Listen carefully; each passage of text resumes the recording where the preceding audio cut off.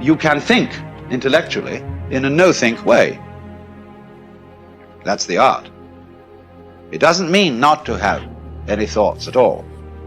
It means not to be fooled by thoughts, not to be hypnotized by the forms of speech and images that we have for the world, not to be hypnotized by them into thinking that that is the way the world really is. Don't let words limit the possibilities of life. Turn off things that can contribute to your fear. Turn a deaf ear to people that all they can do is talk about how negative things are because they have bought into the consciousness of the world. Start attending workshops, seminars, listening to tapes on a daily basis to begin to recondition your mind, to retrain your thinking. Faith comes by hearing and hearing and hearing. Listen to things that can empower you, that can enable you to create a new reality for yourself and a new life for yourself. The easiest thing I've done was to get out from under the labels and to live the life that I live. The most difficult thing I've ever done was to believe that I can do it.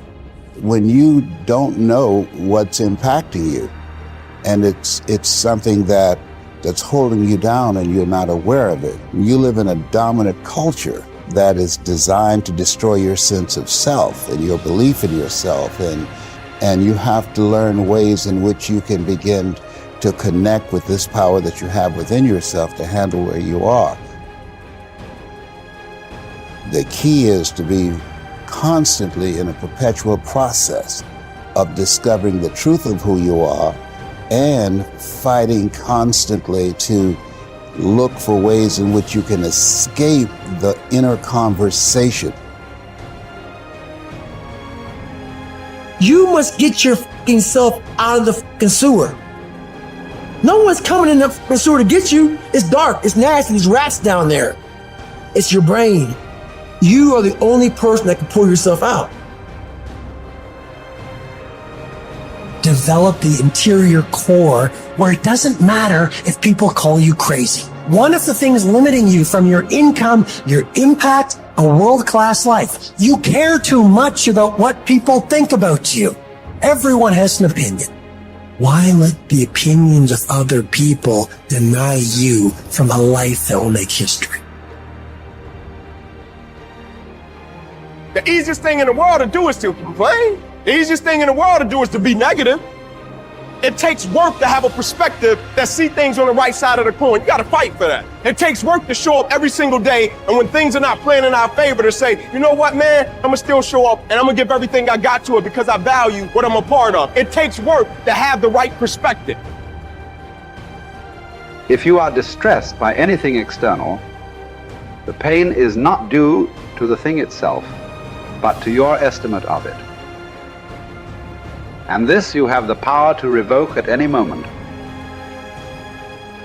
If I show you that you lack just what is most important and necessary to happiness, that hitherto your attention has been bestowed on everything rather than that which claims it most, and to crown all, that you know neither what God nor man is, neither what good or evil is, why, that you are ignorant of everything else, perhaps you may bear to be told.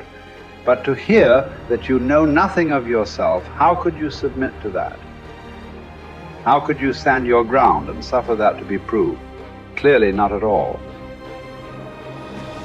You instantly turn away in wrath. Yet what harm have I done to you?